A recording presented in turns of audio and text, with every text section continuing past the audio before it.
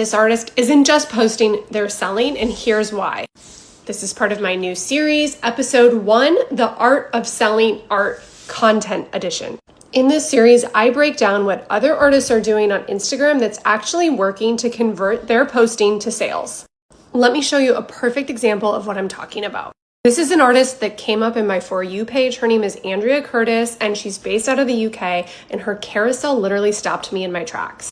She opens with this line, and it's so arresting that it immediately pulled me in. You don't realize how stressed you've been until you're not. I relate to that.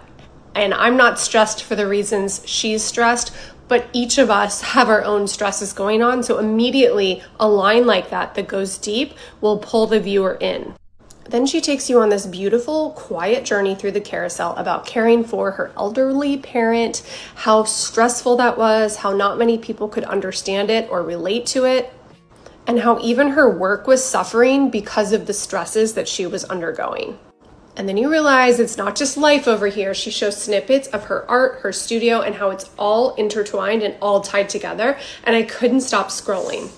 And then there's a shift. And this is where the story goes from what was ailing her, how that was affecting her work, and where that got her in her work. This shift happened with the season of spring. She says it's her favorite season, and something in her began to release. She left the tension behind, and all of a sudden she was clear. Her work was simpler, her work was better. It was still her, but it was fresher, lighter, and she could really feel how her mood changing was shifting the quality of her work.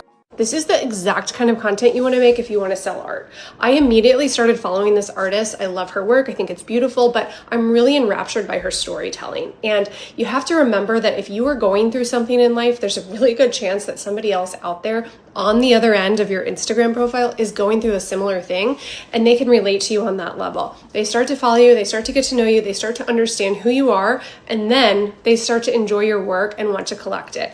It happens over and over and over again. I see artists just showing up, posting paintings without any context, without any story. And the ones that actually take the time to tell the story are the ones who are making more sales, having more success, selling their work to people. This is exactly what I teach my students, that your art isn't just something you make, it's something that people feel.